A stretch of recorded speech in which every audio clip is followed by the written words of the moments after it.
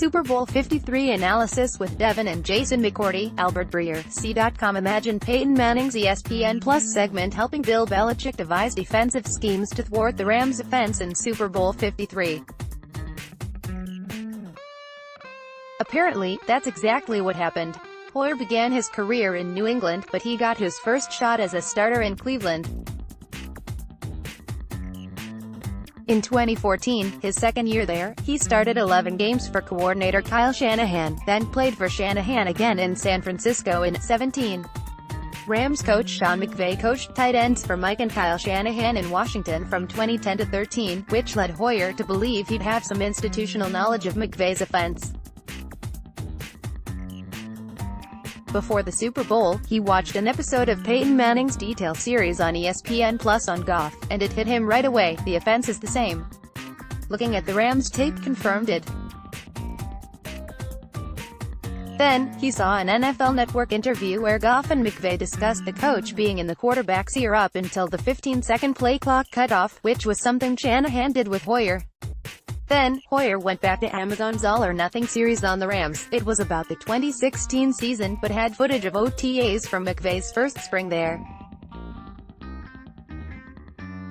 Hoyer recognized the language. "I guess that's the risk in putting yourself out there like that," Hoyer joked over the phone on Sunday. Rick Gosselin covered everything for the news. Here's his swan song. Rick Gosselin, Sports Dave Goose has been a fine read and a constant presence on the Dallas mediascape as long as I can remember. His farewell article on Sports Day is worth a visit. "I won't necessarily miss the games. Lordy, I've seen enough games over the last 46 years. But I will miss the people. And the moments." Visiting with Brett at his locker on a nightly basis for 9 summers on his way to the Hall of Fame. Sitting in the office of Frank Gans at Arrowhead Stadium as he taught me NFL special teams play. Attending NBA games during the NFL Combine with Tony Dungy. Sitting in the stands with Bill Cowher in Pittsburgh watching his daughter Megan play basketball. Standing on the sideline with Norv Turner in Virginia watching his son Scott play football. Visiting with a Onstead or a Wise at my work cubicle at Valley Ranch on their way into work at 6:30 in the morning. Sitting in a bar in Orlando with Jerry Jones at 4 in the morning. Yes, there have been moments. Now those moments will belong to others. As will the deadlines. The time has come to say goodbye to newspapers.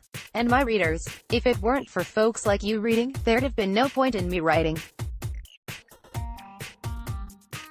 The moments you took to read my story in the morning paper are the moments I've cherished most of all.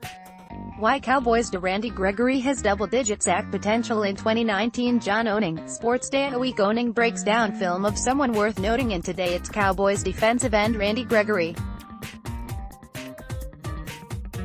Blessed with a 6'5", 242-pound frame to go with 34-inch arms, Gregory is one of the most naturally talented pass rushers in the NFL. From the explosive get-off to the flexibility to corner to the burst to finish, Gregory has all the physical traits to be an elite pass rusher. Once the Nebraska product's technique catches up with his physical gifts, the sky is the limit. One aspect that shouldn't be overlooked is the fact that 2019 will be Gregory's first full off-season with the Cowboys since his rookie year. This will be a great opportunity for him to fine-tune his craft, maintain his bulk, and improve his endurance, empowering himself to build off his success from 2018. Gregory still won't be a finished product in 2019. The finer details of pass rushing take years to master, but he still has a realistic chance of recording 10-plus sacks. Though not a finished product, Gregory did show improvement throughout the 2018 season. For much of the season, Gregory relied on effort and winning off his first move, including long arms, chops, bull rushes and swim moves, to generate pressure a majority of the time. When he was forced to counter, Gregory struggled. But toward the end of the season, Gregory started to flash the ability to sequence moves together to counter strikes and technique of the opposing blocker. NFC East rookie grades, Pro Bowl returns for Giants, Cowboys, Jeremy Bergman, NFL.com rookie grades are being handed out and it's always fun to see how the Cowboys stack up. Dallas found the present and future of the linebacker position, and it came from Riggins, Idaho. An easy pick for the PFW All-Rookie team, Van Der Esch stepped in for the oft-injured Sean Lee and finished third in the league in tackles, earning Pro Bowl honors as a replacement for Luke Kuechly. With sideline-to-sideline speed and instinctual ferocity that few young backers possess coming out of college, Van Der Esch solidified an LB duo alongside Jalen Smith that is sure to be among the league's best for the next half-decade at least. Behind LVE, Dallas hit on Gallup, who should be assured a starting role across from Amari Cooper next season. Williams shared the left guard spot with Xavier Su'a-Filo to mixed results. Schultz should compete for Dallas starting tight end spot next season if the club doesn't seek a veteran in free agency. American Alliance of Football Week 1, 5 Most Fascinating Takeaways, Roger Sherman, The Ringer. The Super Bowl concluded on the evening of February 3rd. 6 days later, the yearning masses in dire need of a football fix had their opportunity as something called the American Alliance of Football played their inaugural games. Many were interested, apparently, as ratings topped NBA games on at the same time. Some even liked what they saw. The league has instituted a pair of replay-focused moves that I love.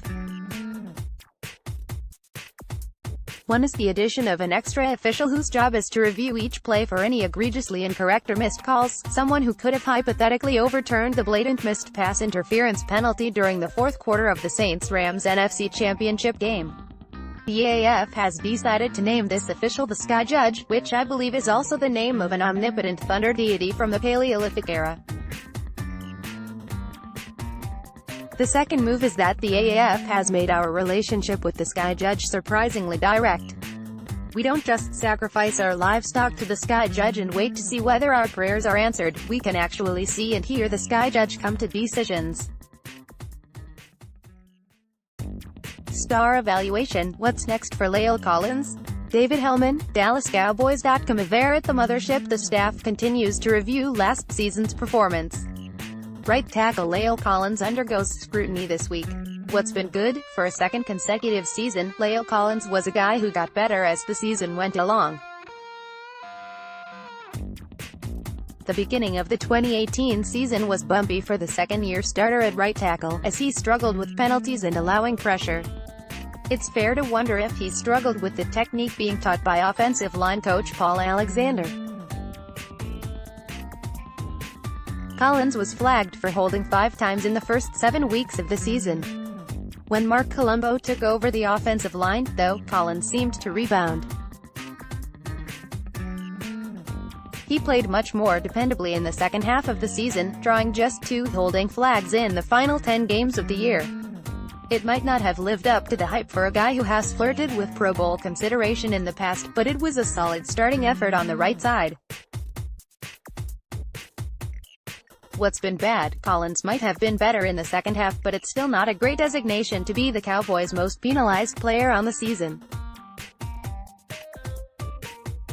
Collins drew 11 flags in 18 total games, as holding calls and false starts plagued him throughout much of the season. The Cowboys had to be hoping they were buying low on Collins when they extended him 2 summers ago, but that's an interesting question at this point.